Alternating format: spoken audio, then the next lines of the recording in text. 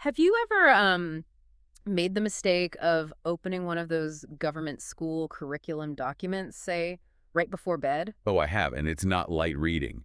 It's more like a cure for insomnia. Or a recipe for a panic attack? I was looking at the Western Australian pre-primary curriculum. That's the foundation year nationally. And honestly, if you're a parent, Or a homeschooler. right, and you're getting ready for that first year of school, these documents are, well, they're terrifying. They can be. They're just so dense, so text-heavy, and full of educational jargon. Exactly. You open page one, and you're hit with terms like phonological awareness, inferential comprehension, algebraic thinking, and suddenly you're thinking you need to panic buy flashcards at midnight. You're convinced your 5-year-old is already failing before they've even started. Yes. And that is the school readiness panic industry hard at work. It absolutely thrives on that anxiety. So today we're going to dismantle that. We've got the actual Western Australian curriculum documents here, some research papers on age-appropriate pedagogies, and a few guides for parents. And our mission is pretty simple. Translate this education speak into plain English. We want to figure out what is actually required. Not what the parent at the park says, not what the flashcard marketing tells you, but what the documents themselves say. And, a core theme runs through all of them before you even get to the subjects. The transition idea. Exactly. It's a concept that I think gets missed by almost everyone. Because we assume pre-primary is just mini year one, right? Sit down, be quiet, pick up a pencil. That's such a dangerous misconception. The curriculum is explicit that this year is a bridge. A bridge. Yeah. It's designed to take a child from a home or, a daycare environment. Which is usually fluid, responsive. Totally play-based. Yeah. And it gently introduces them to the structures of school. It is not, and was never designed to be, a place of academic mastery from day one. So if a child isn't reading Shakespeare in term one, parents haven't failed. You absolutely haven't. The WA curriculum explicitly states that children are not expected to have mastered academic skills before they even enter. The goal isn't knowing everything. No, the goal is learning how to learn. I love that. It shifts the focus. But this is where I get confused. If the goal is a gentle transition, why is the language so intense? Why use words like literacy and numeracy in such a high-stakes way? I think it's that jargon barrier. You have to remember, these docs are written for teachers, not for parents. A teacher reads phonological awareness and sees a fun game. And a parent reads it and sees a test. Exactly. Take literacy. When a parent sees that word, their mind goes straight to an adult definition. Reading novels, writing essays. Spelling tests. Right. But in the early years context, literacy is overwhelmingly about oral language. It's about speaking and listening. So we're just overcomplicating it from the start. We're trying to build the roof before the foundation is poured. Drastically. And that leads to this thing I saw in the research notes, the schoolification myth. Schoolification. It sounds like a bad sci-fi process. They've been schoolified. It does, doesn't it? But it's this pressure to push formal, sit-down instruction down into younger and younger age groups.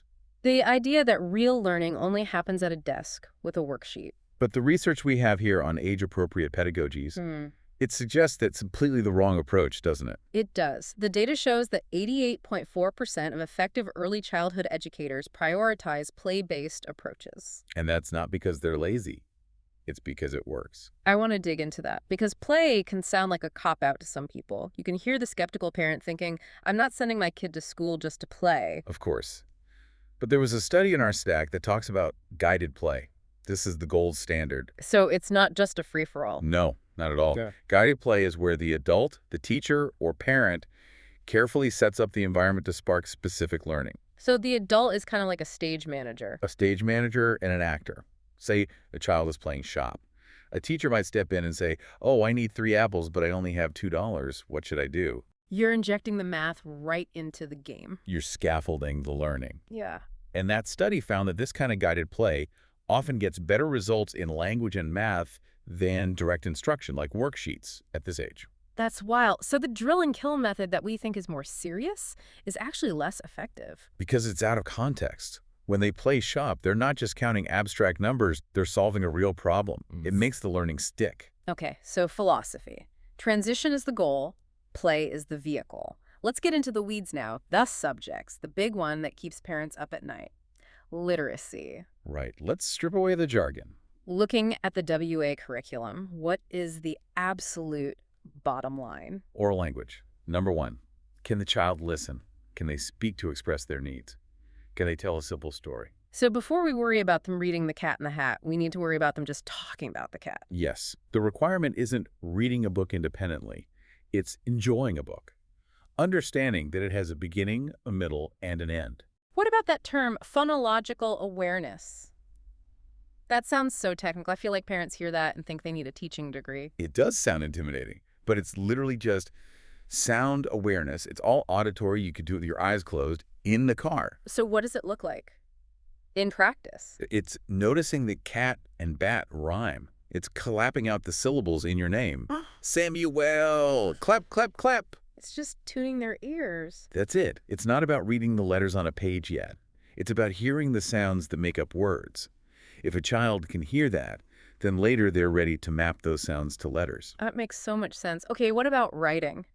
I've seen parents really stress because their kid's handwriting is messy or they hold the pencil wrong. The curriculum is so forgiving here. Writing is defined really broadly. It includes drawing, scribbling, making letter-like shapes. So my kid's scribbles count.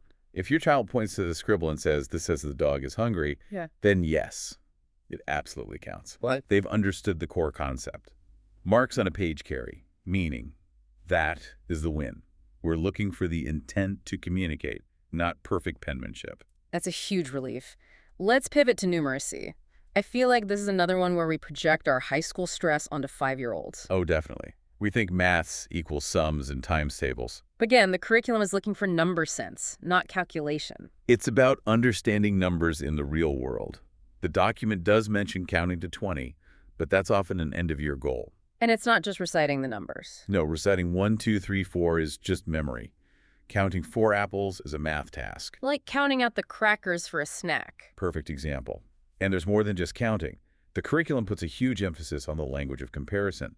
Words like more, less, big, small, heavy, light.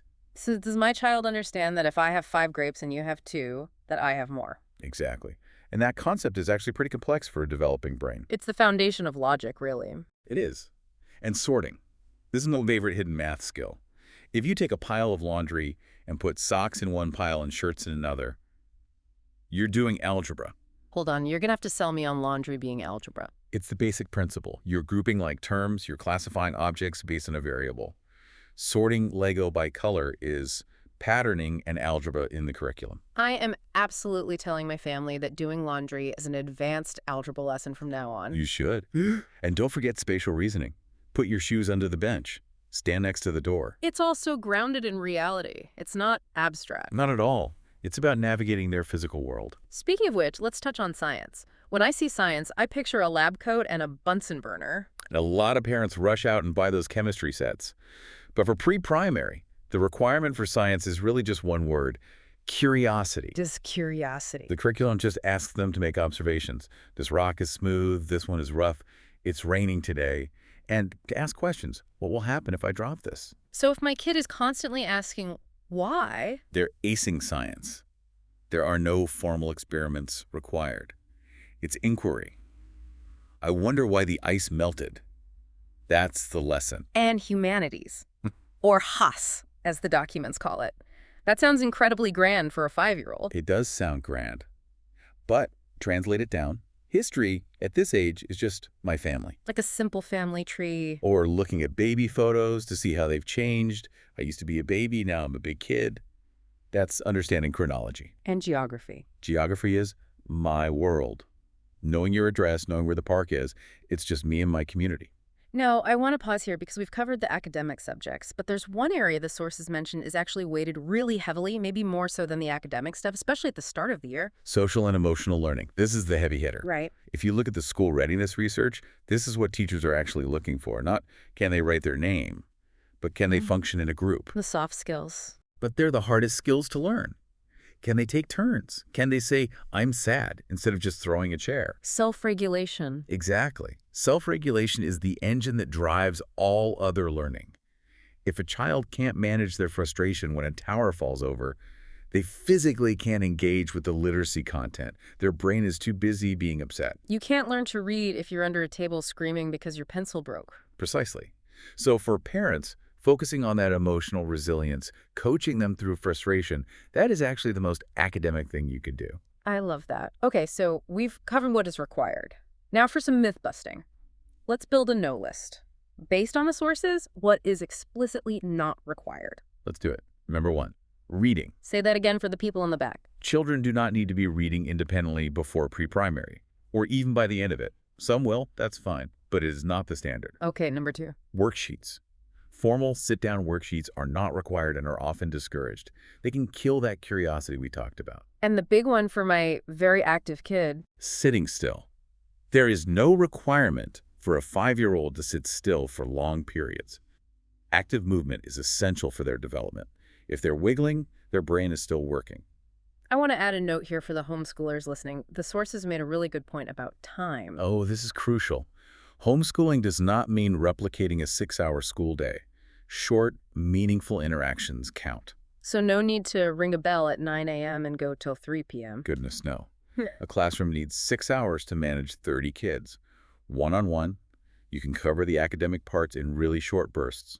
Cooking, gardening, shopping, that's your curriculum. And there are no mandatory topics. You mentioned that. Right.